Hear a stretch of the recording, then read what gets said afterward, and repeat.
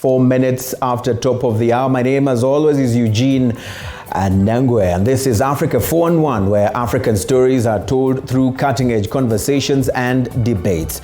Now, tonight, a majority of African countries continue to face serious development challenges despite recent record growth rates. Now, experts do say that the challenges the continent is facing, including dependency on aid, corruption, and underdeveloped infrastructure, among others, are as a result of poor leadership. We'll be finding out from our panel on this particular conversation. We'll be deeply debating whether and how lack of leadership is contributing to the challenges facing African countries. We'll be seeking to address the following areas. Of course, one of them is corruption. We'll be looking at tribal politics and, of course, voter buying, among other issues. But before that, let's take a look at the top stories tonight. It's just a few minutes to the top of the hour, and of course tonight these are the top stories that we are preparing for you.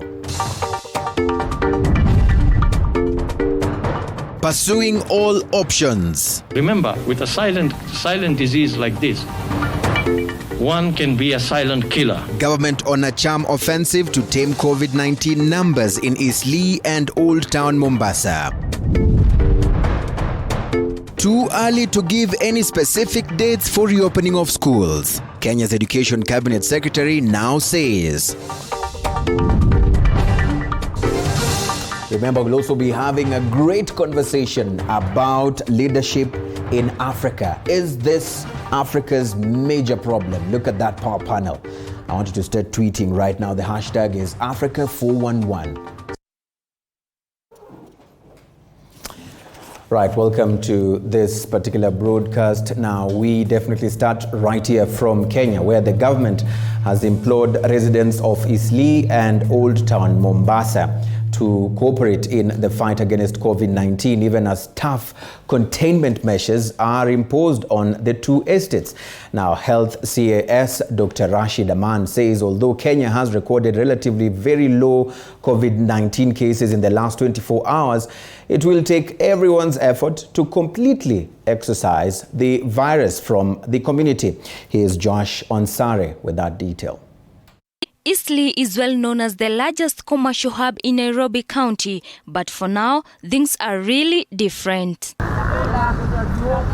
Police officers are patrolling the area after the government announced a cessation of movement in and out of the area. In Old Town Mombasa, similar scenes: police, patrol vehicles, and closed businesses. Nonetheless, most people seem not to be following COVID-19 containment guidelines, especially social distancing. Hatujawahi ona mambo ya corona hapo Eastleigh. Hiyo ni kama uongo tu, hatujawahi ona mambo ya corona hapo. Maana yake serikali tumesikia tu kwa vyombo vya habari kila jioni mambo ya corona. Sisi lakini hatujawahi ona mambo ya hii corona. Hatujawahi sikia, hata tumesikia tu kwa vyombo vya habari, lakini hatujawahi shuhudia. On the other hand, Mombasa County Commissioner Gilbert Kitio has urged Old Town residents to cooperate by following the guidelines so as to slow the spread of coronavirus in the area. Wale wako ndani wasione kama ni punishment kwao, kwa sababu tunataka tuwasaidie pale ndani, na kweli tutasaidiana na wao, na hata kama kutakuwa na matatizo yote wakiwa pale ndani, sisi tuko on standby kusaidia matatizo yote ambayo yatatokea. Eastleigh has 77 confirmed cases of COVID-19, while Old Town Mombasa has 55 cases. Lydia Gashomo, TV47. Right. Of course, the Mount Kenya University has actually topped the number of universities that we are seeing in the country and has become the highest as far as the ranking is concerned. Now, a study by CPS Research International has definitely revealed this. Mount Kenya University also tops private universities in highest number of graduates employed per year. Here's Andrin Kilemi with the details. Yes. Do I do like this? At least 2,300 graduates from Mount Kenya University are employed every year. This, according to a report by CPS Research International. We looked at various variables, putting all those three players together. What do you think employers think when they say you are not having the skills they need? They are looking at the cost on their part for job training. In other words, employers are hesitant to hire you because then it will be a cost to them to train you on the job. MKU topped the list of private universities with 16.5%, distantly followed by USIU with 6%. Strathmore University came third with 5.8%, African Nazarene University taking the fourth position with 4.9%, while KCA came fifth with 4.4%. The employers agree that work experience of at least 1 month or so is a crucial asset for new graduates. They also think skills are important, that is a 74%. They also talk about people volunteering. 65% of employers think students will be much better if they volunteer, which is not something grounded in this country. This country, we train people, give them certificates, and immediately they want a job. Among the top 5 overall public universities with most continuing students employed, University of Nairobi was ranked first with 26.8%. Kenyatta University came second with 21.3%. Moi University took the third place with 18.1%.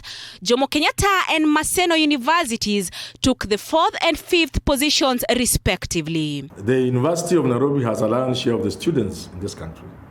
Mount Kenya the same, it has many students. So it will be expected naturally, just naturally, that they will have more of those who are employed. The study was conducted between November 2019 and January 2020. The research utilized a deliberate participatory approach, face-to-face interviews, validation, and analyzing of data collected. Andrine Kilemi for TV47.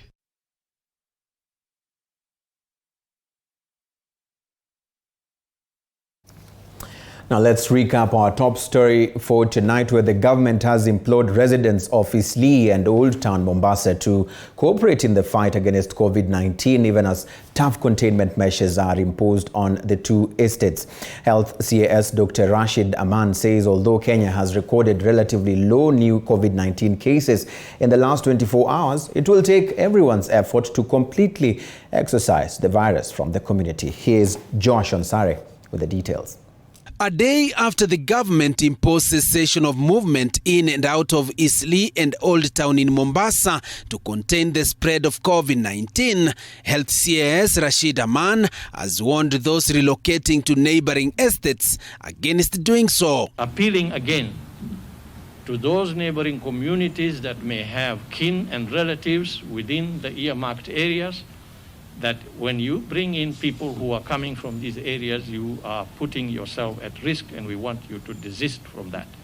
As the number of positive cases continue to be reported, the Director General for Medical Services has urged Kenyans to come out willingly for mass testing in the targeted areas in Nairobi and Mombasa. On the same note, he has stated that the frontline health workers will be screened always to protect them from the virus. Protocol to be able to bring them up to speed with the measures that they need to take as they offer services to COVID-19 positive patients and others. So we'll continue to test healthcare workers, and I think Kenyatta National Hospital and Mbagathi have had more than 2 rounds. The teams at the Emergency Operation Center, those ones are strictly tested every 14 days.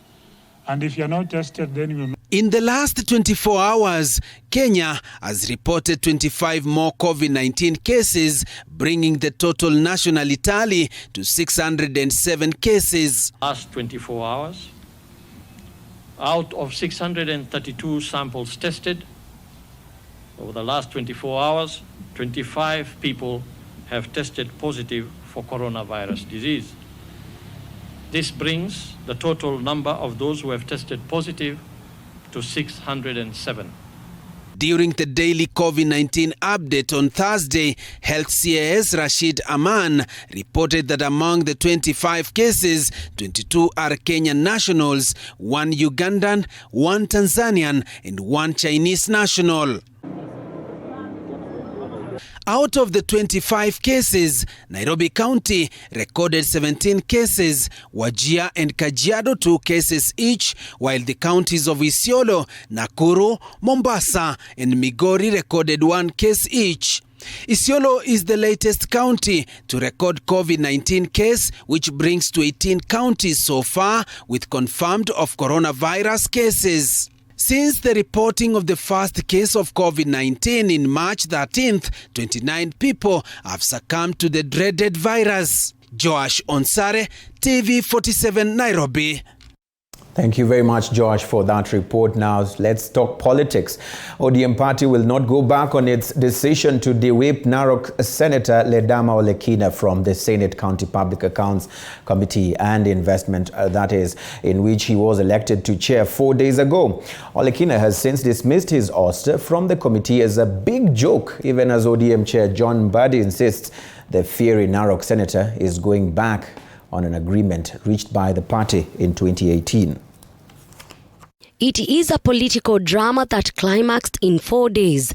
On Monday this week, Narok Senator Ledama Olekina vied for the chairmanship of County Public Accounts and Investment Committee in the Senate and he was elected. But it emerged that he was not the party's favorite for the post. Instead, the party preferred Kisii Senator Professor Sam Ongeri, who garnered 4 votes against Olekina, who garnered 5 votes. On the same Monday, Senate Minority Leader James Orengo wrote to Speaker of the Senate seeking to withdraw ODM's membership from the County Public Accounts and Investments Committee until amicable solution was reached. However, Senator Olekina was not keen on reaching agreement. Instead, he started chairing the committee as a duly elected leader of the committee. Come Wednesday, Senate Minority Leader James Orengo, through this letter addressed to the Speaker of Senate, communicated the removal of Ledama Olekina from membership of the committee that Kina claims through his tweet he chaired at least twice. When I spoke to ODM chairperson John Mbadi over the phone on Thursday, he said the decision to de-whip Olekina was reached after it became apparent he was not ready to honor an agreement reached by ODM party in 2018. Mbadi says the party had agreed once Homa Bay Senator Moses Kajwang's tenure as a chairman of the committee come to an end, his Kisii counterpart Sam Ongeri would replace him. A decision Mbadi says was informed by Professor Ongeri's loyalty to the party. Is the ODM party perpetrating an illegality in removing Olekina from the committee? I spoke to Migori Senator Ochilo Ayako, who is also a member of the County Public Accounts and Investment Committee, and he opines that the party reserves the right to de-whip Olekina from the committee. Opinion that we should step down and allow one of our own that we agreed to be the chair. When the election came, contrary to that agreement, one of us presented himself in competition to the person who had been sponsored by the party. Orders of the Senate, Standing Order number 190, and it's very specific that the party at any given time can withdraw the membership of an individual senator from that committee. And once that happens, I think one ceases to occupy the position that they were appointed to. That is, unfortunately, the situation in which Senator Olekina finds himself in. And but it's a very difficult position. You never win against the party because just like any individual sport. It is now a matter of wait and see how the standoff will pan out. Already the Senate Majority Leader Kipchumba Murkomen has written to the Senate Speaker in support of Olekina, a move pundits say is likely to win the embattled Narok Senator to join Tanga grouping, a move that Senator Ochilo Ayako says will counterproductive for Olekina. Elections being what they are, your opponents will find that you are isolated and you are also likely to lose. So this is not anything I would encourage my brother Olekina to think about. I would want to encourage him as a young man, as a new politician, to understand that his opponents out there are waiting for him to be isolated. And ODM being popular in Narok County, the way it has always been, is going to have, if he decides to opt out of ODM, a ready replacement for him who will take advantage of the infrastructure that ODM has set. Ole Kina might have fallen from the favor of the people in top of the echelons of ODM party during the Narok BBI rally in February this year, in which he was fiercely criticized for his hardline stance on the matters land. Elizabeth Mutuku, TV47 Nairobi. Now away from politics to education. Now the Cabinet Secretary for Education, George Magoha, has said it is too early to say when schools could be reopened since the pandemic has not shown any signs of reaching its peak. The CS says reopening of schools will depend on how the COVID-19 pandemic is managed. And the ministry is also open to children staying home for even if it will take a year. Let's take a look. The ministry will continue to engage with the National Task Force on COVID-19 and other relevant government agencies from time to time on policy directions and interventions for the prevention of COVID-19 to ensure that policy on hygiene and social distancing by schools are observed and adhered to when we reopen. But I want to say, Chair, nothing will replace the interpersonal relationship between the child and the teacher. And that's why when we resume learning, then we shall ensure that that particular relationship is picked from where we left and that every child will be able to get an equal opportunity. Right, let's now cross over to Nigeria, a country which is among the many that are continuing to open up their economies after days of lockdown to ease the spread of COVID-19. But among things that will not be reopening is the country's air travel. Let's now catch up with Owale Rotimi, who's actually the founder and chief executive, JR Farms, on the latest from Africa's most populous country. Thank you for having me on the program today. The government extended the flights, international flights in the country by another 4 weeks. But aside that, a couple of days ago, that was last Monday, the government reopened the economy partially and with strict restriction to only essential workers if you have to be at work. Then more also, the government also mandated the use of facial mask. If you have to go out, you have to use the face mask.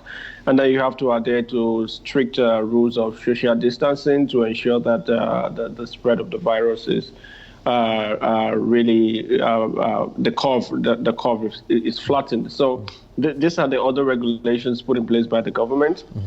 To flatten the curve and the spread of the virus, even as the economy opens gradually. Right. Before we talk about JR Farms, which is actually your company and what you've been able to do right there and how you're coping with COVID-19 as an entrepreneur, talk to me a bit about the feeling on the ground by Nigerians on this partial ease of the lockdown. Other countries, we have people who are getting a bit worried that we might be opening up too soon. Yeah, I think it's just it's a mixed feelings, just like what you have in other countries. Some people feel that it is too early for the government to open the economy, even partially, while some people think, it's just the right decision to do because many people also feel that COVID-19 is going to stay with us for a long time in the world. So we should learn to reopen the economy and start gradually. So it's a mixed feeling. It's not fixed. Yeah. Great. I want to understand first of all, when this opening up of the economy is taking place, much as there are those mixed reactions, talk to me a bit about the role that the common citizens are playing to ensure that they stay safe. We have those who are saying, I'd rather die of, COVID-19 and not die of hunger. I mean, how are Nigerians dealing with their safety versus keeping up with their normal day-to-day life? I think many people are taking precaution from what I can see. Of course, there are some who are not taking precaution, but generally I think that the precautions are being taken. And some people are putting on their face mask and doing social distancing. Why some people just think it's not a problem. They will not have COVID. They have to go out to work and make money. So I think it's just the same way you have in other countries of the world, in other parts of the world.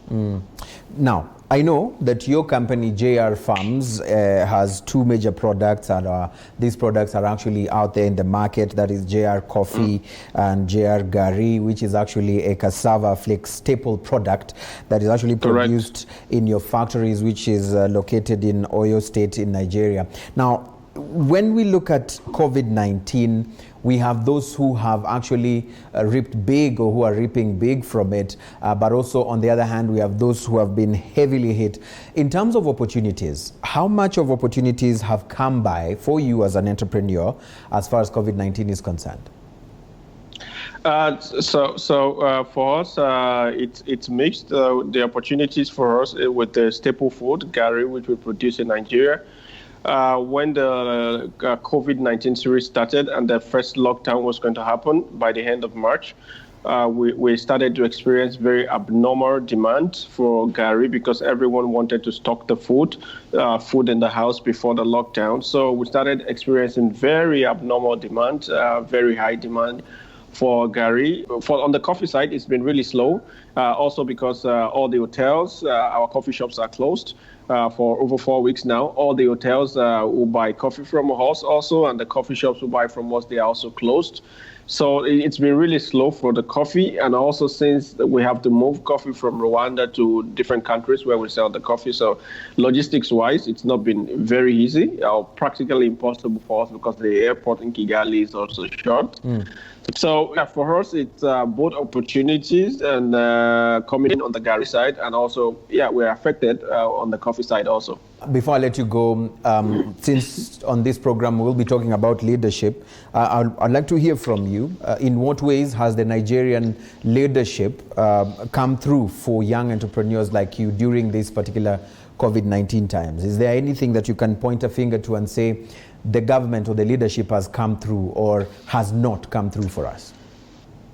Yeah, I think we need to first acknowledge that this was not expected. It was not planned. No government across the world expected this. Notwithstanding, I think the Nigerian government has done its best to mitigate this on entrepreneurs. For example, I'm aware of the Central Bank of Nigeria started a COVID emergency fund for entrepreneurs, and I think 2 days ago, I started reading in the news that some entrepreneurs already started receiving alerts on their phone for a loan, with very low interest loan for businesses affected by COVID. And also, the government, aside that, I think the government also did a lot to allow essential workers during the lockdown. For example, businesses run by young people who offer essential services like mine. For example, now my movement from one point to another during the lockdown, it was really easy because the government gave us the ability to move around, and the security agent really cooperated with us. Right. Rotimi, finally, we are staring at a new normal. And of course, majority of people are saying that it will not be business as usual anymore. Are we ready for this new normal? And what should we be doing today as a continent to ensure that we plug into this new phenomenon that we're staring at? Yeah, so that's really the reality we have to face now. We're entering the new normal. It's really difficult to say what to do because, interestingly, none of us have experienced this. The last time the world experienced this was in 1918. So I think for now, we need more to think of how to flatten the curve of the spread of COVID-19 by exercising, all the health precautions we've been hearing. More also, I think government needs to really engage with because now government revenue is dropping. Government needs to set up a quick economic team across the nations and continent to see how they can galvanize support for entrepreneurs, not only young entrepreneurs, big businesses across the continent and countries, because now there's a massive job loss. And I think the economic effect is the major thing we now have to focus on and see how we can mitigate it. All right. Of course, that was a good friend of mine all the way from Nigeria, just giving us a look at what is going on from Africa's most populous country. Now, we're going to take a very short break, but before we do that, I want to introduce my panelists who will be joining us on tonight's conversation on leadership in Africa. We'll be talking about whether leadership is our main problem as a continent. And of course, we have Gladys all the way in Zimbabwe. If you know the Movement for Democratic Change party in Zimbabwe, then she's representing that particular party. Nduko Omatigere, who's actually the Secretary General of Ukweli Party, is also joining us tonight for this great conversation. And a good brother of mine all the way in Ethiopia, Dr. Mehari Maru, who's actually a Pan-Africanist, and he's also a scholar and a strategist. Thank you so much for joining us. I want you to be on standby so that when we come back from the break, we'll be able to dig a bit deeper into this particular conversation. Do stay with us. Start tweeting. Hashtag is Africa411. Share with us your thoughts. How has your leader performed? Has your leader failed you? In what particular ways have they failed? Have they done you proud? In what particular areas? I'd love to hear from you. Share your thoughts with us and add the hashtag Africa411. I'll see you on the other side of the break. Stay with us.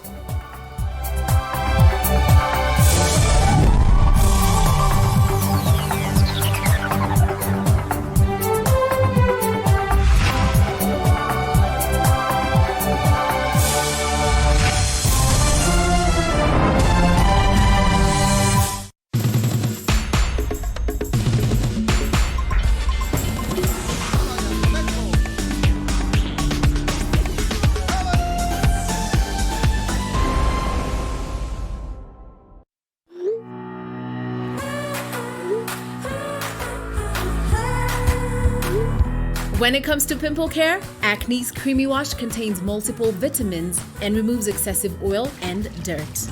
Acne's Toner rejuvenates skin. Acne's Sealing Gel fights bacteria. Use Mentholatum Acne's for clear and smooth skin every day.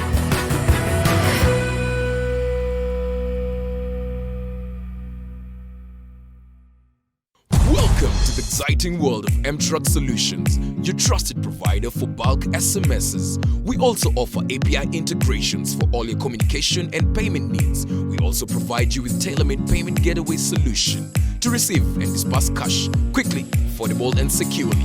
Let us expand your reach and connectivity on USSD, SMS and voice today. Call us on 0723 030 030 or email hello@mtruck.limited.co.ke. For more details, visit our website www.mtrucklimited.co.ke.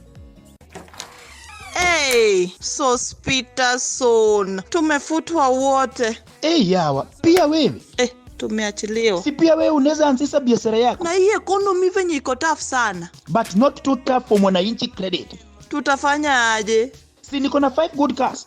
We can get a quick logbook loan approved within 6 hours. Nataka kuanzisha salon na spa. Hii haitatosa. Si tuko na title deed spare.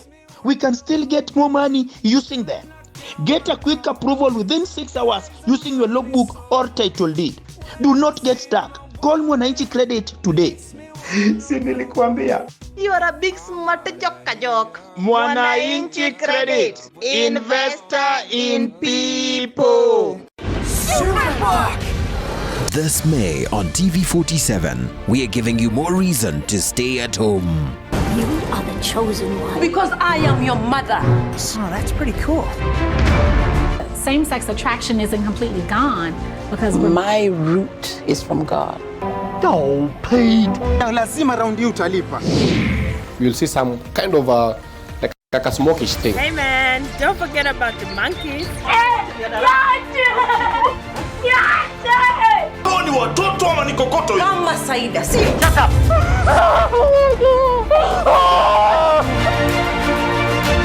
Boy, where are we? Right here on TV47, the home of untold stories. Quail, Q-U-A-I-L, quail. Anorexia, A-N-O-R-E-X-I-A.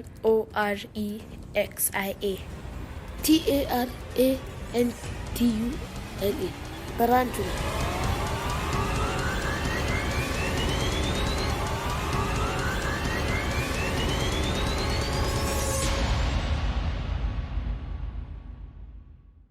Mtu akikuuliza mwambie nyumba yako yajificha kumbavuni. Mama, unajua saa nyingine ndo sijui kwa nini wanakusikiza hizi plans zako. Hebu because I am your mother. Yaani huyo Saida akikosea yeye ni malaumu. Lakini watu wengine wote wakikosea inakuwa ni World War 3. You need me. In this. You need me, man. Unanihitaji. You need me. Saida. Mimi najua pale nje dunia ita. Hao ni watoto ama ni kokoto? Kama Saida, sio? Uchovu wa fikra, mwili, akili. Wazena, usichezee thamani yangu, wasikia? Mauzia lazima raundi hii utalipa.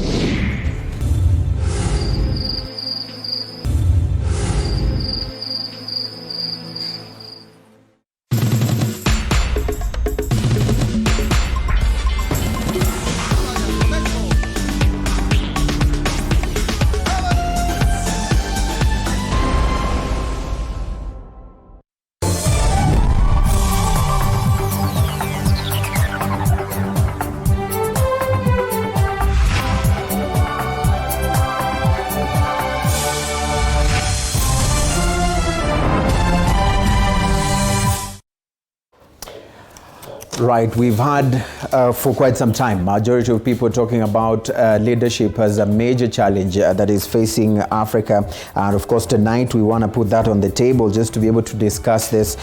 We are joined by none other than Nduko Omatigere, who's actually the Secretary General of Ukweli Party. Thank you for joining us on the program. Also with us, all the way from Zimbabwe, is Gladys, who's the MDC Secretary for International Relations.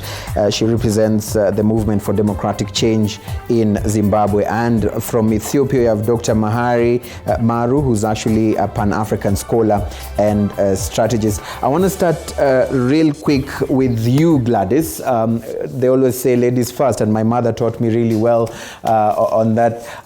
Talk to me a bit about your thoughts on the truthfulness of that statement, that our biggest challenge as a continent is actually our leadership. Gladys. Oh, thank you very much for inviting me to the program. I find the statement to be plausible based on my lived experiences in Zimbabwe, but also just looking at other countries on the continent. I think everything rises and falls with leadership.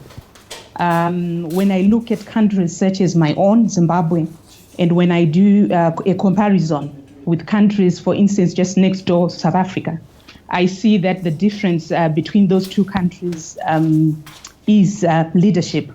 I still remember in 2008 when we were facing one of our challenging moments, I mean, economically as a country, but also politically.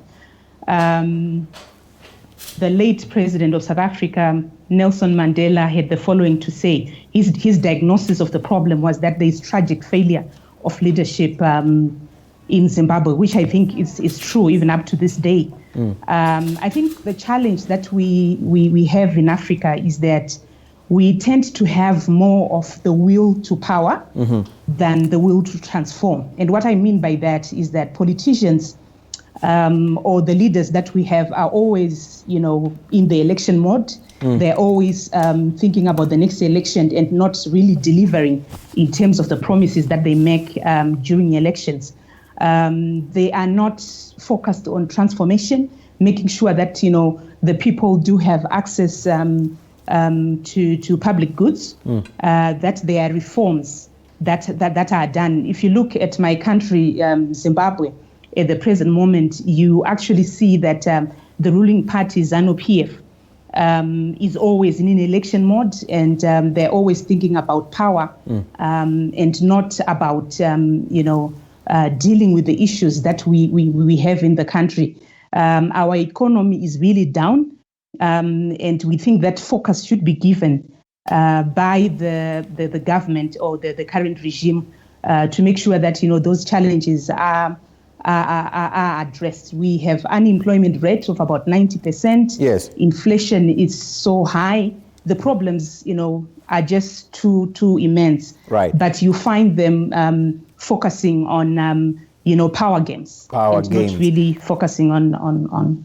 So I really subscribe to the fact that leadership is the problem. But also I should say that it's not the case of the entire continent. Yes. You do have countries that are really pace setters in terms of leadership. If you look at countries such as South Africa, if you look at Botswana, if you look at I don't know whether my colleague would agree with me, but Kenya is also quite a good example. I mean, in terms of in terms of leadership, if you look at how the opposition, especially ODM, has been working with the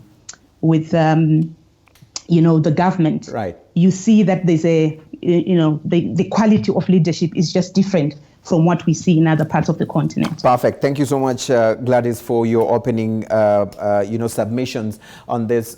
For purposes of also understanding a bit of Ethiopia, Dr. Maru, Ethiopia currently, we've seen how majority of people have been having this feeling of that country becoming the darling of Africa today. We've seen, even during this COVID period, we've seen how the president through Ethiopian Airlines has been actually supporting in the delivery of the essentials across various African countries to support in dealing with the pandemic. Do you feel as well that actually leadership is what we need? Good leadership is just what we need, or you feel like there is some other sort of concoction that is actually costing the continent from exploring its full potential on the global stage? Yes, first, thank you for having me, and I'm glad to join my colleagues, Gladys and Indiko, in this conversation. Let me say first why, one step back, why is leadership important? Even for Africa, why is it vital? More than important, why is it vital that without leadership, Africa cannot move far into progress in the areas that people aspire to have, the countries and the continent.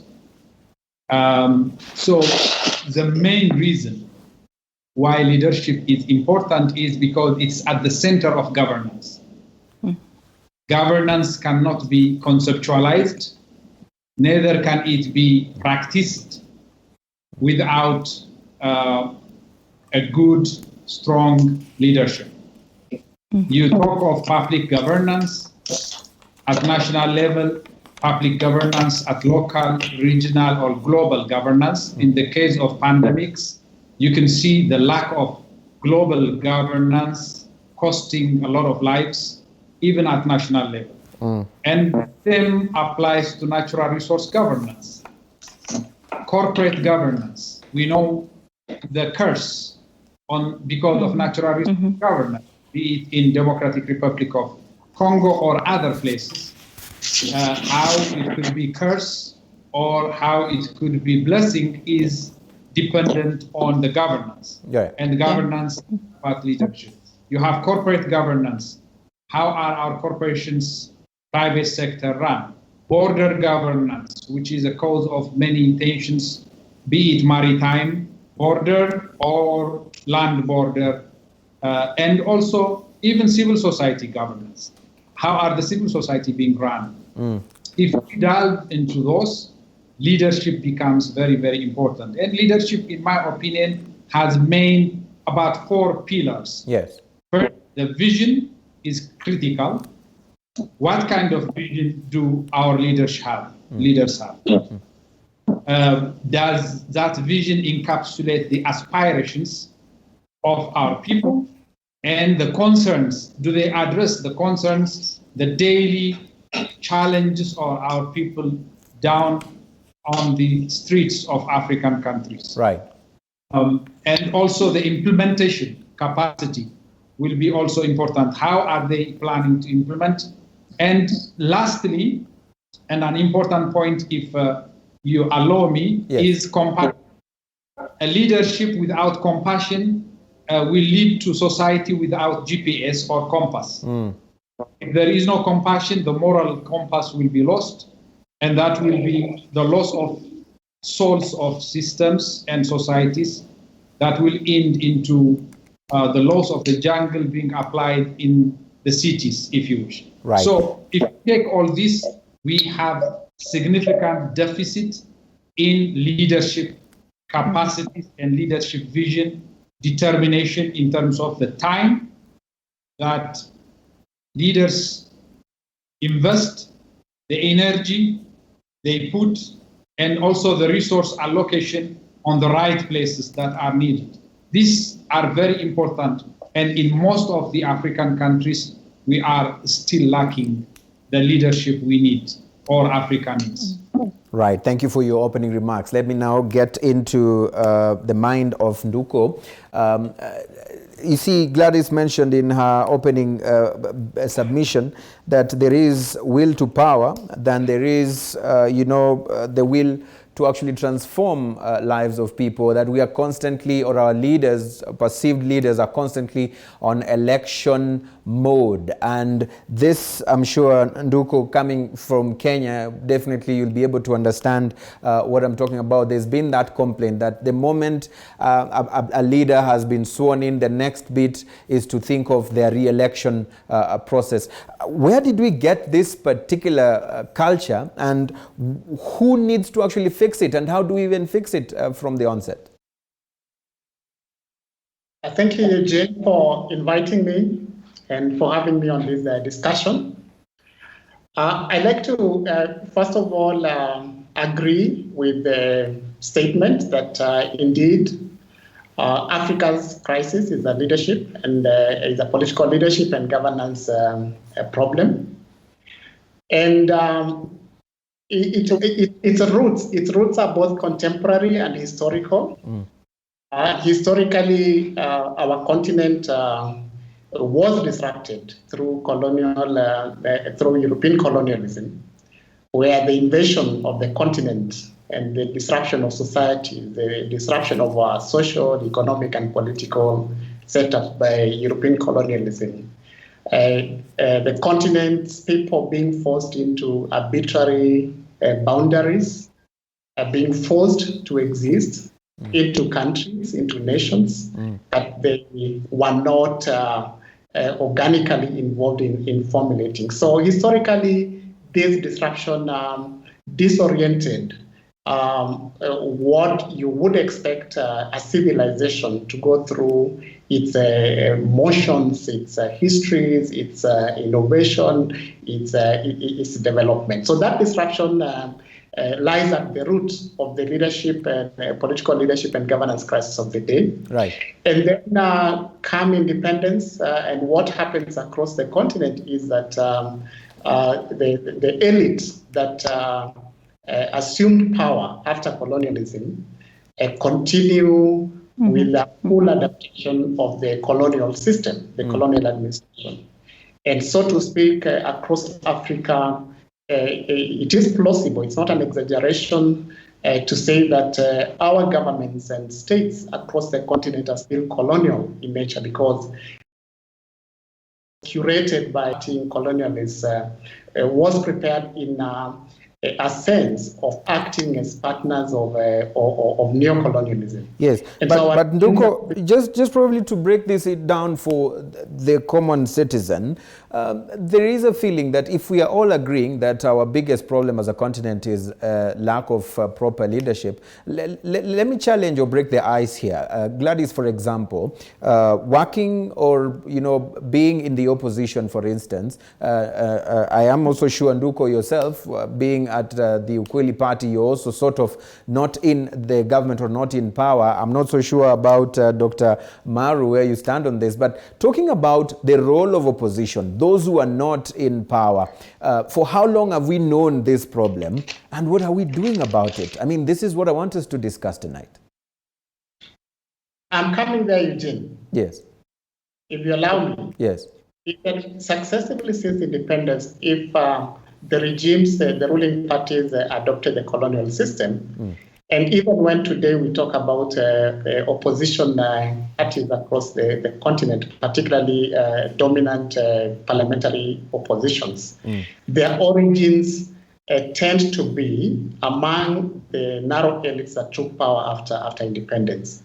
And so what you find is that, if I use the example of Kenya, is that the main opposition has its origins in the former ruling party KANU. And so in terms of the orientation, the interpretation of national leadership and the philosophy of governance, it was still colonial.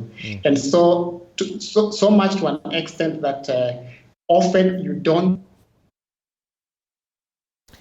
Right. I think there's a problem with Nduko's link. Let's now get to Gladys. Gladys, if you can pick up that particular point that we just raised right there, the role of opposition parties, those who are actually not in power, in pushing or putting power to account. Where the problem is what we're trying to understand right there.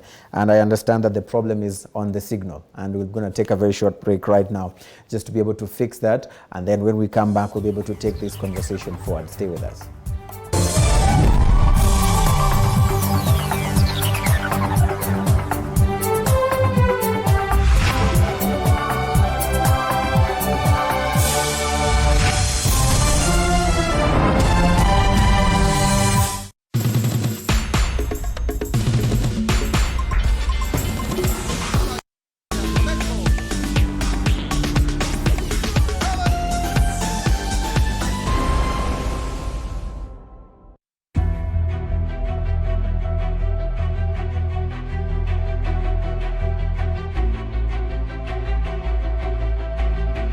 Since late last year, the coronavirus COVID-19 has emerged as a serious healthcare threat.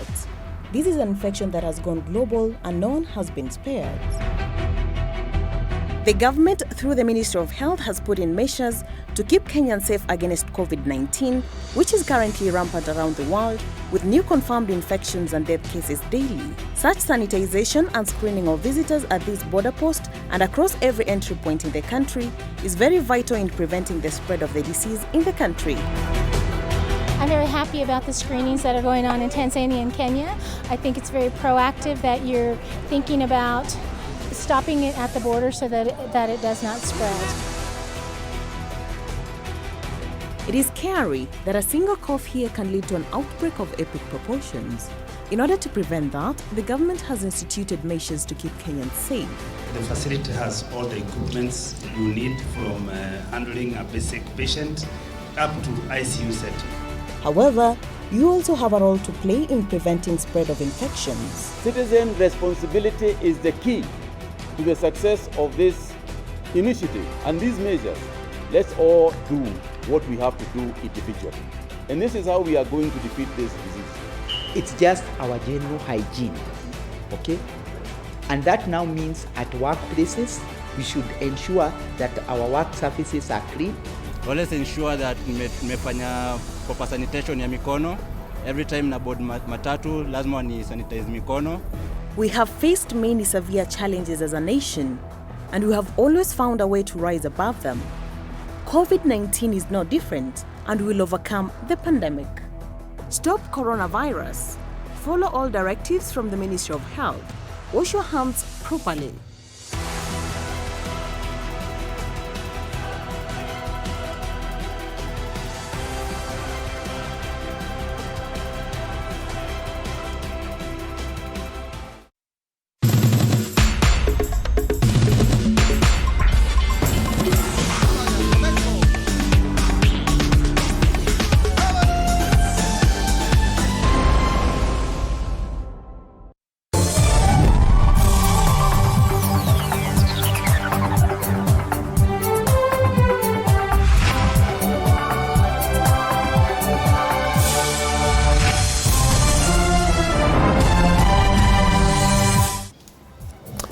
right, thank you so much for still being with us. We apologize for that technical glitch right there, but we have our panelists back. Of course, these are the hazards of working from home, of course, which is a challenge we are facing right now. But nonetheless, let's carry on with our conversation. We're talking about leadership in Africa, whether this is our biggest problem, and if we deal with leadership, if we fix leadership, then would we be able to actually see the continent grow even from what it is right now? So we're going to take this particular story right now, and then when we come back, we'll be able to bring back our panelists right here. Now, weeks after the governments of East African Community member states ordered for mandatory tests for truck drivers before leaving their borders, it has now emerged that the process of carrying out these tests is heavily hampering moving of vessels carrying essential products like food across the region.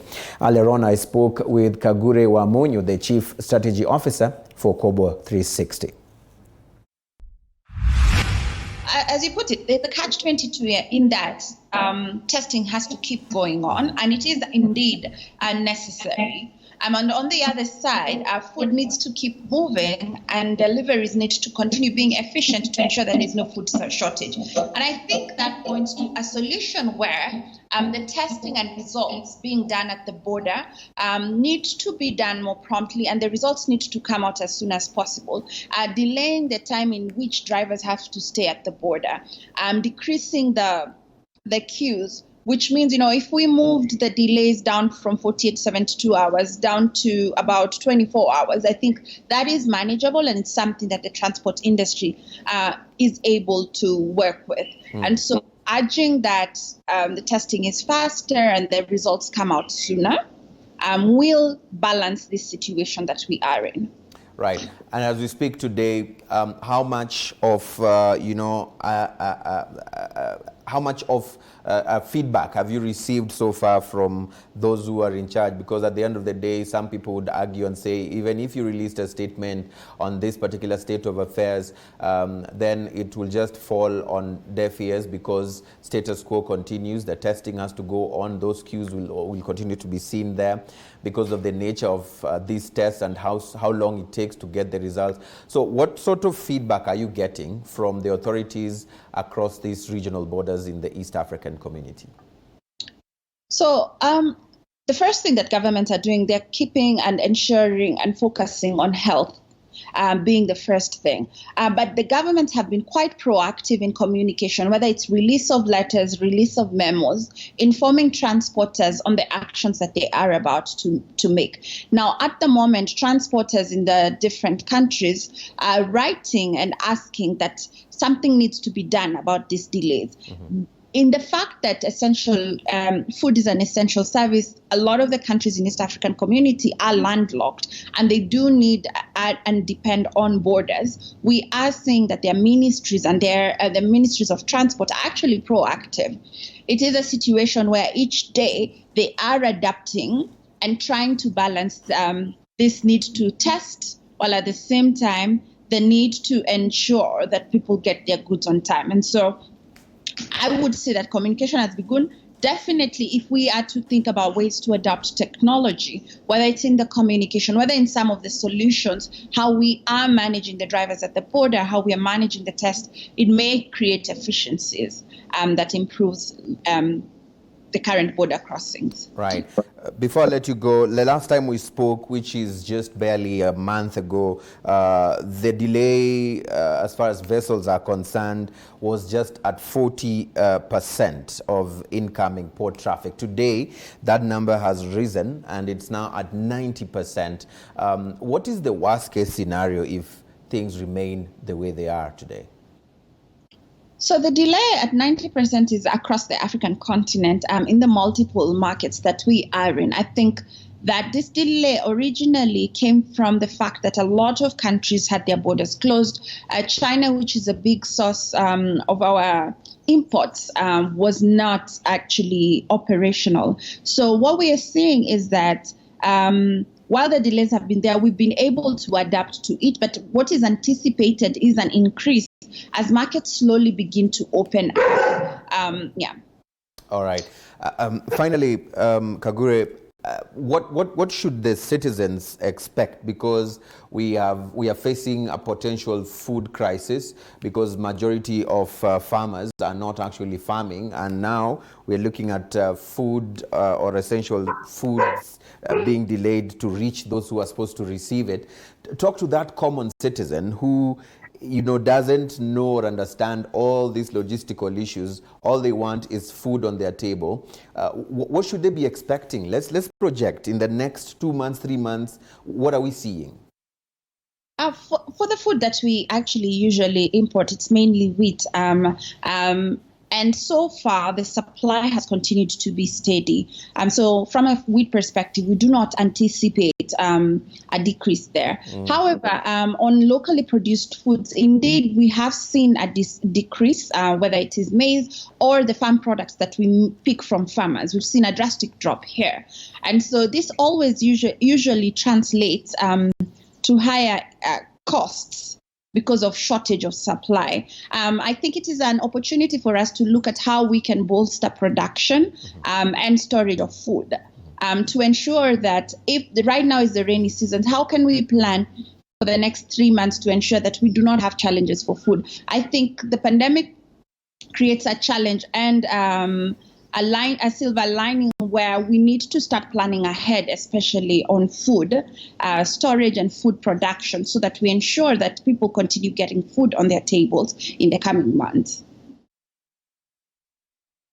Right, those are the challenges that actually cross-border truckers are facing currently due to the mandatory COVID-19 test that they are required to actually take on.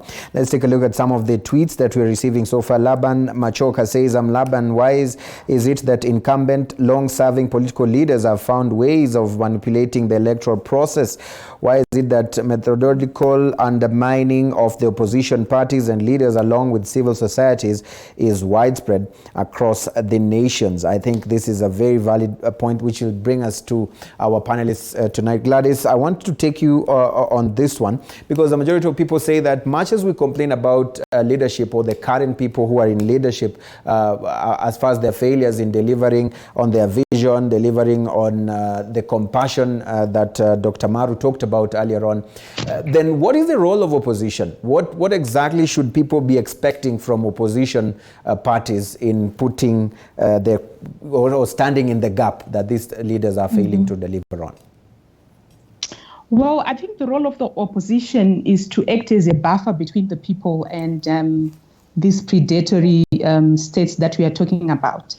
In terms of actually making sure that they provide the oversight that my brother from Kenya was talking about. We have a lot of corruption.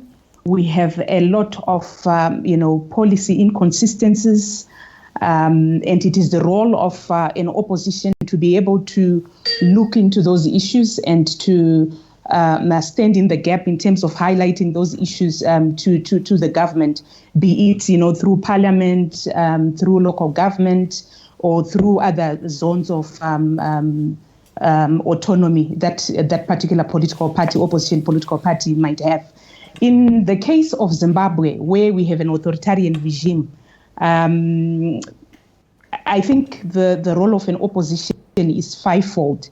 The first role, obviously, is to resist cooptation by the regime. And I would want to go back to what my brother was saying. Obviously, he's the expert on Kenya. I only see from afar and make my own observations, and I might be wrong.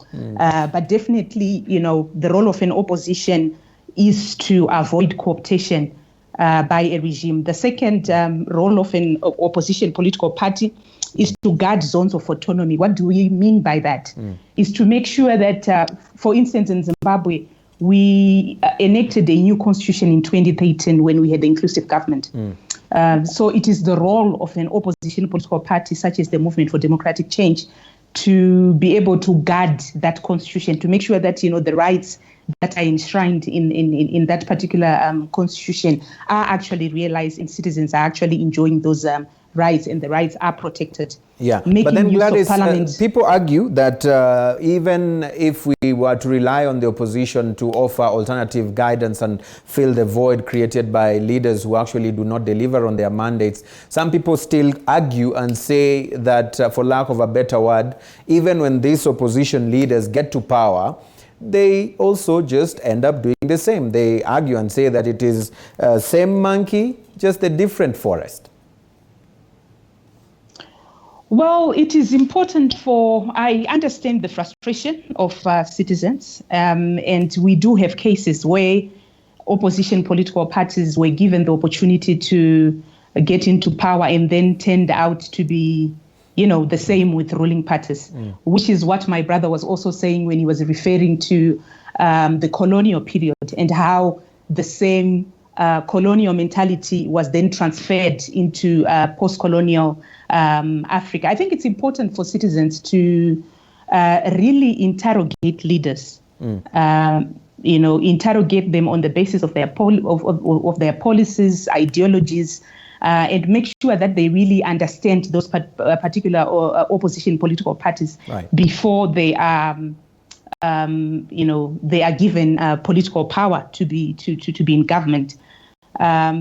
Speaking for the Movement for Democratic Change, we are a people party, and we have always made sure that we consult the people on whatever policy positions we take, or whatever programs we do as a party. We are a social democratic party.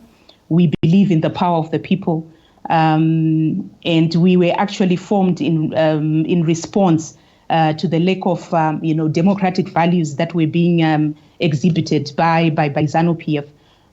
So I think it really goes back to the people, making sure that people do have agency. They are not citizens, they are not subjects, but they're actually agents in their own right. Yes. They are able to interrogate what political parties are bringing to the table. Right, Dr. Maru, let me bring you here, because what I feel or see happening here is that, here is the public that is feeling let down by either the leadership that they have voted for.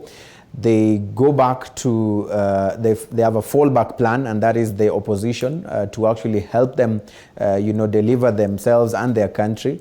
But here's Gladys, who's actually opposition, saying that the people actually are the ones who needs to, look into the parties before they actually elect these particular people.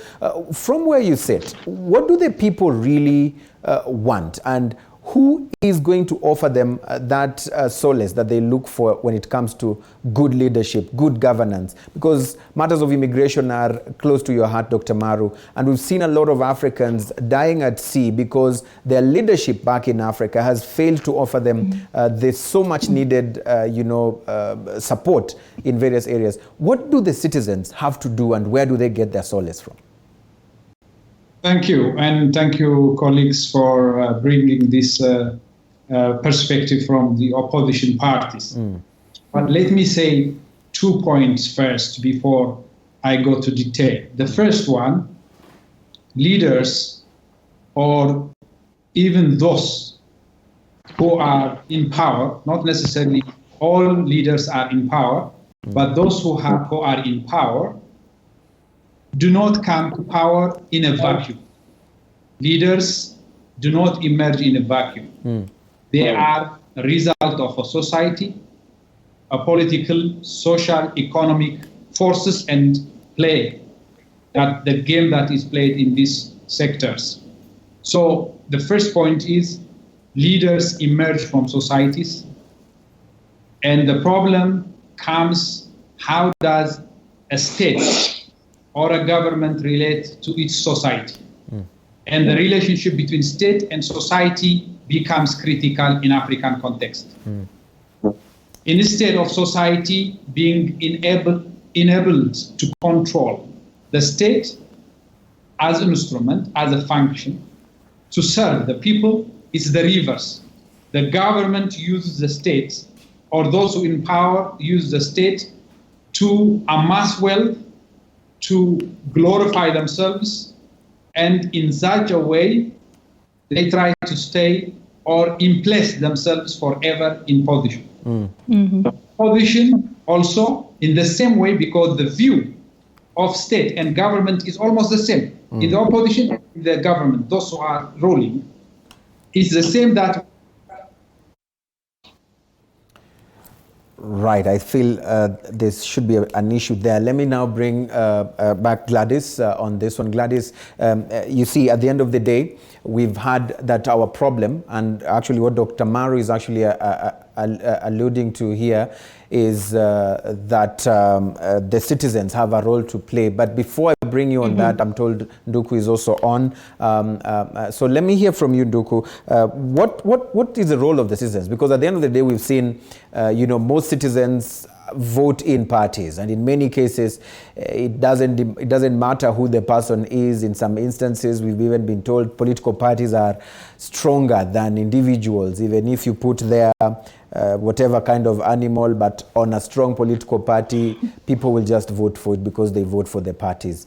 Where are we heading as a continent if this is our line of thinking when we're electing our leaders?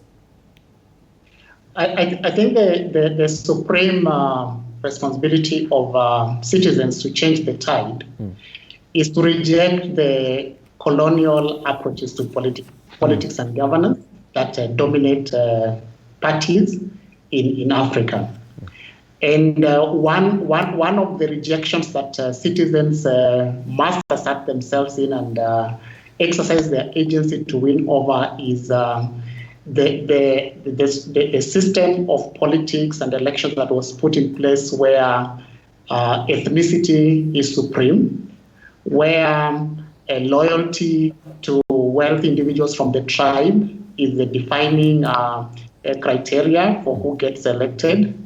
And when we look at the struggles of ordinary citizens against poverty, against disease, against lack of access to dependable livelihood opportunities, I think the first thing for citizens to do is to reset the button on the criteria that they look for in leaderships and reject the system that is in place, which tended to reward the wealthy, reward the connected, reward tribal lords. So the first thing is to reject the ethnicized politics that the continent was set into at independence. Right, but Nduku, you and I understand and believe or agree that this is not what is happening. Sometimes it ends up looking like, very rosy words, very promising approaches, but this is definitely not what's happening on the ground. Because how many citizens, or to what extent do ordinary citizens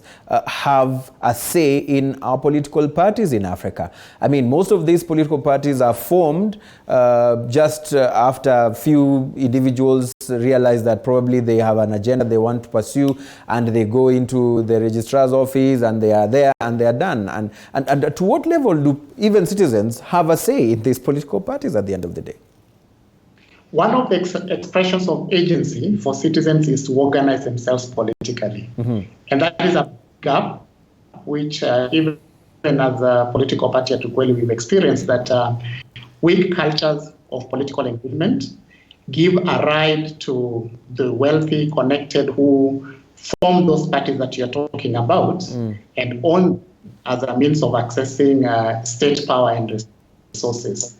So if citizens reasserted their agency and took seriously political organizing, and not just political organizing in support of a political party, but it's political organizing to reassert their sovereignty, to reassert their citizenship, and to dream up a country or countries that work for all of them. Because what happens is, even in the rosy pictures of, for example, a country like Kenya, where there's so many political parties, there's a multiplicity of political parties, then when you look at even the system of how politics is organized, it's still organized in ways that favor parties that are associated with the rich and wealthy and connected. And so one front that I personally feel has not been properly explored as a way of resetting the continent in respect to political leadership is citizens themselves demanding better, demanding more, and rejecting, rallying behind individuals from their tribes who manipulate ethnicity, politicize ethnicity for political power. And one front is join political parties, found political parties, engage in politics, and also reset on how do we identify leadership. In Kenya, the dominant approach is I wake up one morning and I decide I want to get into parliament. I'm not rooted in any community organizing. I'm not rooted in any community struggles. Yeah. And I think if citizens increasingly started looking at their everyday struggles as the nurseries from where local leadership, national leadership, including the presidency should emerge. Then we start breaking these patterns that the continent is facing, where in some countries, like my own country in Kenya, we are now at a level where it's dynasties succeeding themselves because they want to control the state. So at the end of the day, it's a citizen agency and taking politics seriously. A lot of time we hear in the course of our political organizing, people saying they are not interested in politics. We must take a keen interest in politics. We must take a keen interest in organizing for power. We must take a keen interest in redesigning and redefining our countries in ways that the ruling elites that have dominated power since independence cannot. Right. Dr. Maru? I just wanted to also come in on the same question, if you can allow me to do that. Yes, go ahead, Gladys. I wanted to say, I think we need to realize that democracy is a collaborative process. It's a process that requires participation of, the various sectors of the society. So in order to build citizen agents, I also feel that it's also a function of, a healthy and strong civil society.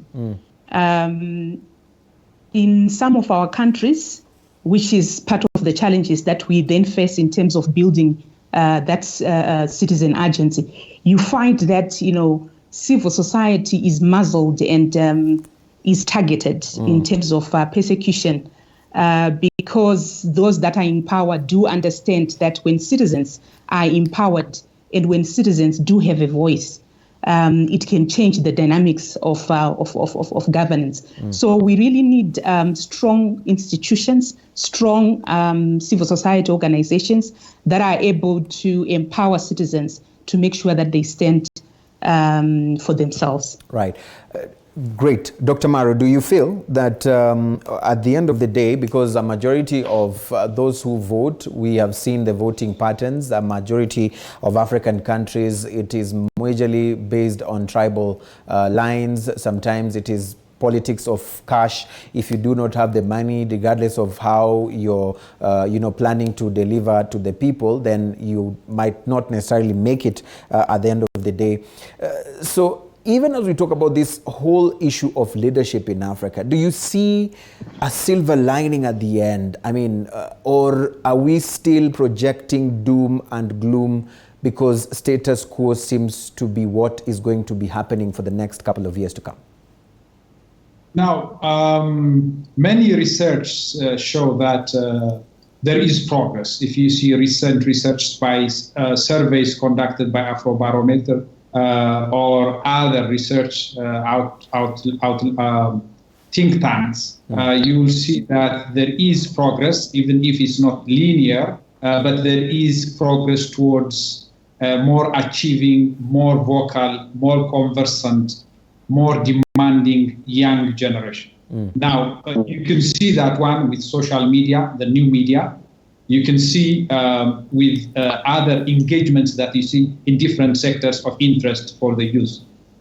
And that goes to the heart of the point that both colleagues have pointed out. The first one is, do we have empowered and self-empowering citizenship? And that plays a critical role because without empowered and demanding citizenship, there is no accountability. Without accountability, states will not function for the people they will function for those who are in power. And how power is distributed, to whom is it given, and why is it given, will remain elusive unless we have empowered and demanding citizens. This goes to the point that you also raised, for example, on migration. Why are the youth migrating?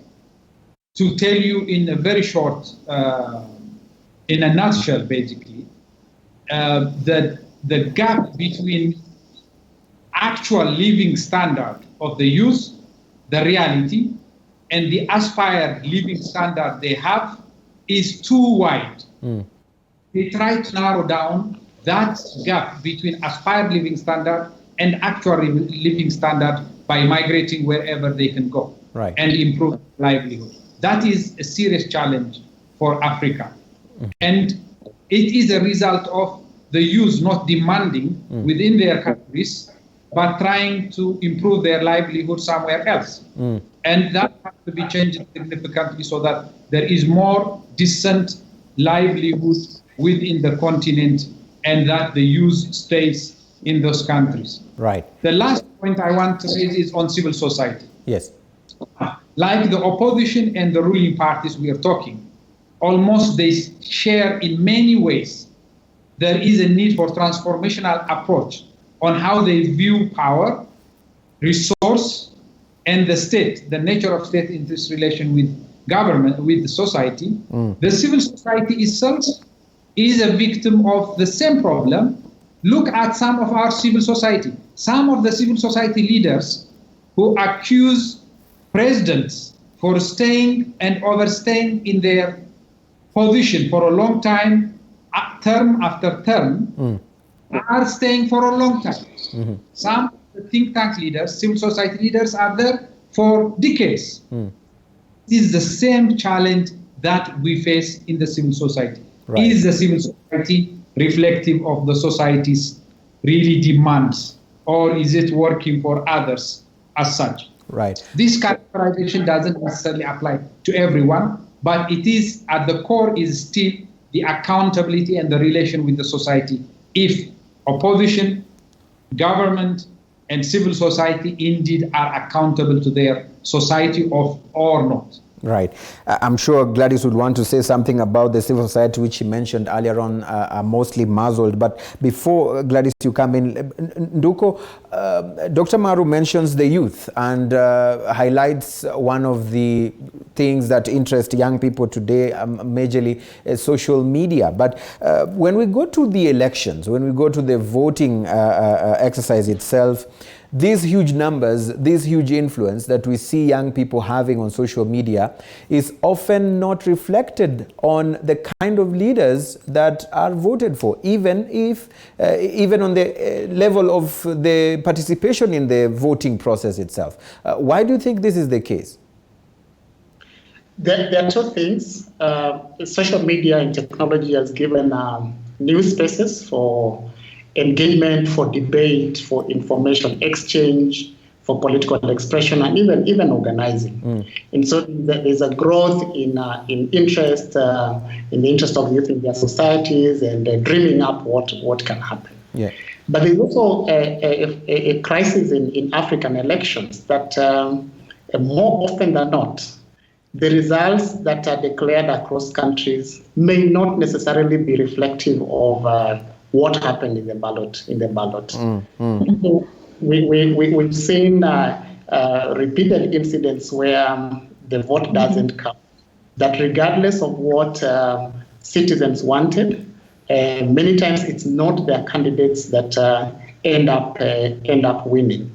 And so you find a risk that people are becoming disdainful about elections because even step forward to express themselves, it's not a guarantee that their vote will be counted. And a universal mistake that has happened in elections is the obsession with technological tools of voter transmission, which are easy to manipulate. And in Kenya, we have had elections repeatedly where it's not only a matter of debate, but it is true that more often than not is people who are declared the winners who are not the actual winners. So and this is why it is important, and I totally agree with Dr. Mahari that those organizing for change, civil society, political parties that are emerging to organize politics in a different way, in a vision-driven manner, in an ideologically driven manner. It's very important that these sites of citizens organizing for change start reflecting the kind of society that Africa can be. But until the systematic invalidation of the voice of the people, we know that elections across the continent have been bloody affairs. Yes, lives have been lost because certain individuals who have captured the state with their cronies have a very, very clear idea of who needs to be in power for their personal interests, business, and wealth to be protected. So I think until this system is dismantled and it goes back to the will of citizens to recreate their societies, the will of citizens to liberate their societies and make our countries nations that work for all citizens, not just a few people in power. Right. But youth is a great imperative.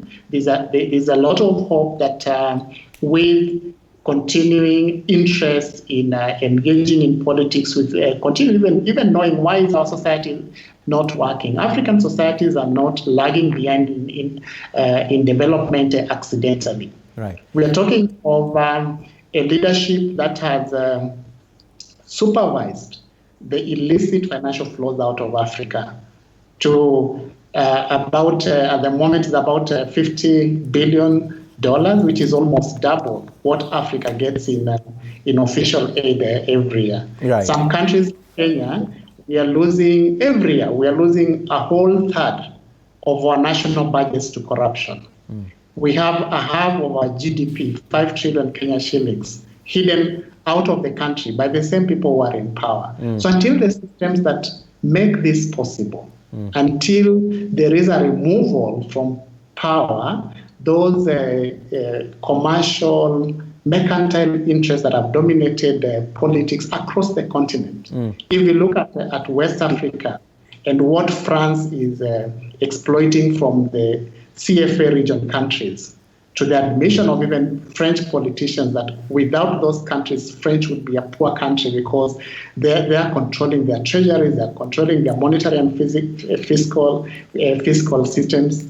So the urgent thing, in my view, is for citizens to organize, to decolonize leadership, to decolonize governance, and to restore Africa into societies that work for their people. Because this business, most of our wealth is siphoned out of the country, and the participants in this siphoning of our wealth out of the country are the same people in power. They are our presidents. And they're the people that were voted in by these same citizens. Let me bring in Gladys, because Nduko mentioned the issue of opposition parties. The voting patterns, and sometimes it's not what or how you voted, but how the votes were counted. Gladys, this is not new to you as the movement for democratic change in Zimbabwe. From the times of the late Morgan Tsvangirai, there were several times when elections were done and your party and himself would come out and say that the voting was not proper and the votes were stolen. Let's talk a bit about that aspect of what we are seeing in today's politics, where the opposition loses, feels aggrieved. They go for what they call mass action to push to be included in the government. We're talking about the new trend of coalition governments. How dangerous are the coalition governments when it comes to actually seeing leadership delivered to the people, especially with considering in mind that probably once they get into this power sharing aspect, then it would be difficult for them to actually push and pull from within. What's your thought on this new trend of coalition governments? Okay. Maybe before I go there, I just wanted to buttress the point that was raised on facade democracies. Indeed, Zimbabwe, is one of those facade democracies where elections are just held as a way of ticking the box to say we have done, it's like a ritual. Every 5 years, that's what we do. But in actual fact, they do not reflect the will of the people. And we have gone several cycles as the MDC where we have won the election, but we have not been given the opportunity to take over state power. In 2008, we had a similar circumstance where our late president, Dr. Richard Morgan Tsvangirai, won the election, but unfortunately, in the wisdom of the region, as well as the African continent, there was a summit that was held, and they agreed that the best way to proceed was a coalition government. And definitely, coalition governments, in my own opinion, they delay the problem rather than actually dealing with the issues. Because what we did in Zimbabwe is we had a coalition government which, delivered some benefits to the people of Zimbabwe. There was relative peace. That's the period where we came up with our new constitution. There were certain reforms that were done during that period. But when we got to 2013 elections, the elections were stolen again and we were back to square one. In 2018, we had a similar circumstance where Advocate Nelson Chamisa, our president, won the election, but again was not. The election was rigged, and the outcome did not reflect the will of the people. We approached the courts, but again, in facade democracies, you actually see that the courts or the state institutions are captured. There is party-state conflation where the states, the institutions of the state actually advance the interest of the executive. So that is the problem. So I think coalition governments, they delay the problem. They actually just delay the problem and they rather not solve than the actually issues. dealing with the issues, because now we are back to square one. The issues that we were facing in 2008, just before the inclusive government, are the same issues that we are facing today. The economy has collapsed. There is the decomposition of the political leadership problems. All the problems that we had in 2008 are the same problems that we are facing today. Right. Yet we had an inclusive government. Perfect. I know Nduko will want to say something about this, would want to share with us on what you feel, because today the current situation in Kenya is that Raila Odinga, the leader of the Orange Democratic Movement, considered the main opposition, did shake hands with the president, and for far too long Raila Odinga has been seen as one of the key opposition figures that has been putting or pushing the government to the edge to deliver. I'll want to hear from your thoughts on how that has hampered the delivery of services by the current regime. But before that, let's just take a look at some of the feedback that is coming in so that we can be able to also delve into it. On our live stream on YouTube, I have AB Geb, who's actually saying, question to Dr. Mahari. I'm thinking this is for Dr. Maru. He says that what could be the significant effect of COVID-19 on the stability of Horn of Africa? How do you evaluate the current bilateral collaboration between Ethiopia and Eritrea? Dr. Maru. Well, I think the first one, thank you for that question. The first one on COVID and its implications on peace and security is yet to be seen. But some of them we can estimate from the studies that have been conducted. Some studies have already been conducted in the form of scenarios and also in modeling. The first impact, in my opinion, that we are seeing are on elections. Elections are being postponed. In Ethiopia, for example, it's postponed now. The reason why it's postponed, and it's not unique for Africa, it's happening in Latin America and so on, but the reason why it's happening is not yet clear.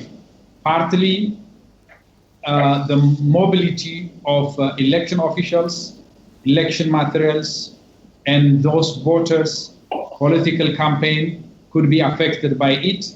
So it has implications on the right to vote, which is a fundamental right, participation in public affairs, governance, and associated rights on freedom of association, freedom of assembly, and self-determination, and so on, which is critical. Right. So the first one is the set of the set of rights that are affected because of the pandemic. So now the second one is states are now overstretched. Peace and security actors are overstretched. There are curfews. There are state of emergency in some countries, restrictions of movements within borders and outside international borders. This limits also the state's capacity to do normal activities in terms of preventing crimes, transnational threats, proliferation of arms, those kind of associated, including mediation, preventive diplomacy, those kind of activities that you would put in peace and security could be also hampered. Right. Another aspect of that is revenue generation. The revenue generation will be affected. It will have direct impact on the capacity of state to deploy its means actually on ensuring peace and security. Perfect. Last point in terms of impact is we know countries has to enjoy both democratic government and also economic delivery of public services. And these two are being affected by this because the democratic dispensation significantly is hampered when there are curfews, restrictions, and state of emergency. On the other hand, also the delivery of public services are stretched because the focus is more on the health sector, which will demand and deflect a lot of resources from other activities.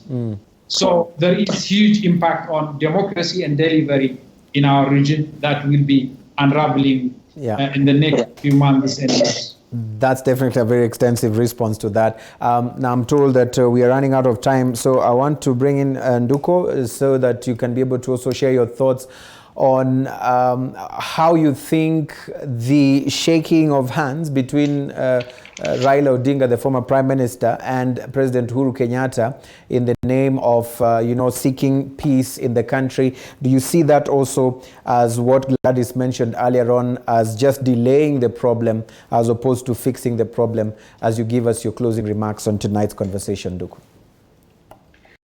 The so-called handshake between Raila and Uhuru, in my view, is a classic case of elite interest meeting, where Raila, the elite, and Uhuru, the elite, cross ranks, regardless of what their supporters would wish for, to protect capital, to protect their stay in power. And it is the same thing that Uhuru Kenyatta's father did with the British at independence, where they shake hands and then the interests of the republic go down the drain. I agree with Gladys that when even the nature of contestation of in disputed electoral processes like elections, and then the opposition party leadership engages in shortcut solutions instead of seeking and demanding full accountability. It postpones the national crisis, and we have seen it that following the handshake, they now want to invalidate provisions of a strong and progressive constitution that we already have by expanding the executive so that it can accommodate more elites. Basically, it can accommodate more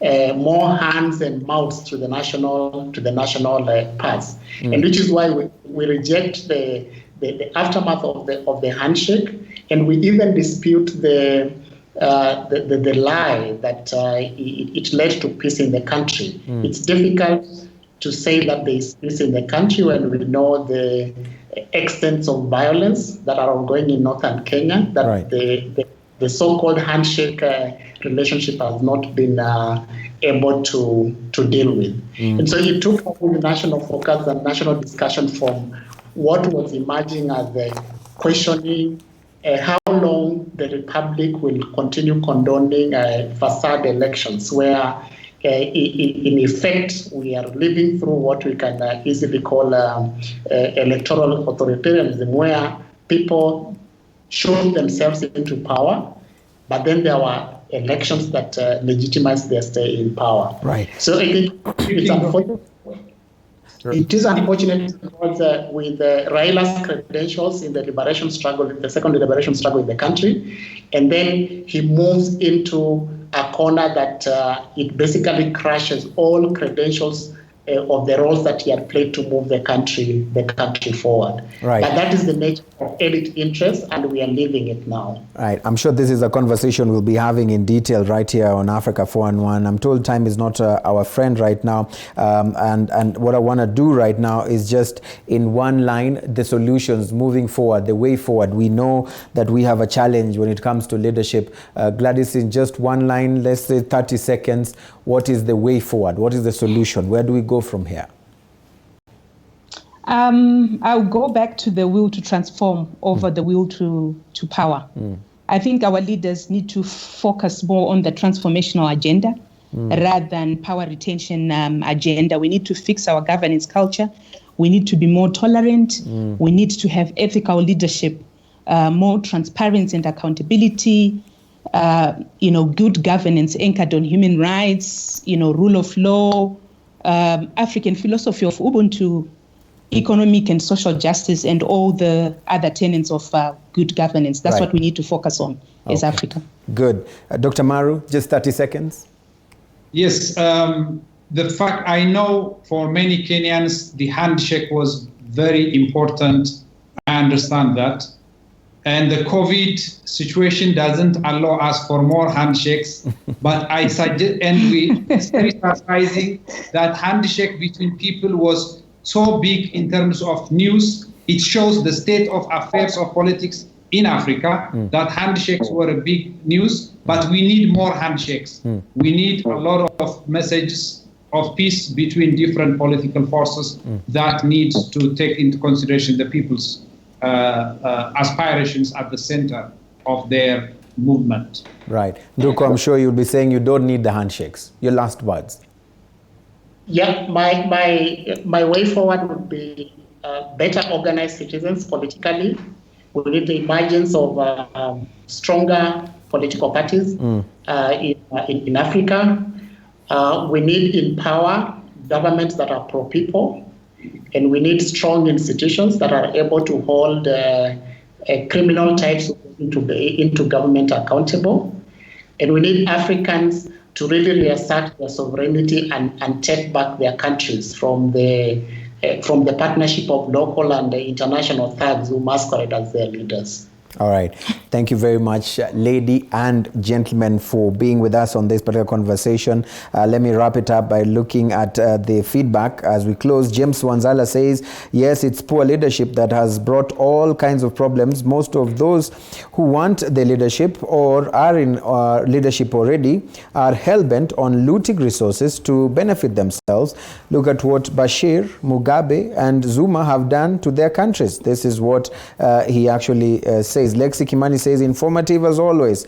Thank you very much for tuning in. And you're saying Africa is a very rich continent. Talk of oil, gold, diamond, tea, coffee, among others. Why do Africans or Africa still has to seek for support from European countries? Leadership is our main problem. This is what Lexi is saying. Simpunga Alex says that not only main problem, but also virus, which is getting metastasis phase. This is a very strong one right there. Thank you very much for this feedback. Of course, we appreciate it. And we want to say thank you to our panelists who actually joined us tonight. From Zimbabwe, we had Gladys, who's actually the MDC Secretary for Internal Relations. Thank you so much for being with us. Nduko, Secretary General Ukweli Party from here in Kenya, and Dr. Maru, all the way in Ethiopia, and he's a Pan-African scholar and strategist. Thank you very much for being a part of Africa 411. Let's talk Africa next week on Thursday, same time, same place. As always, my name is Eugene Anangwe. Goodbye for now.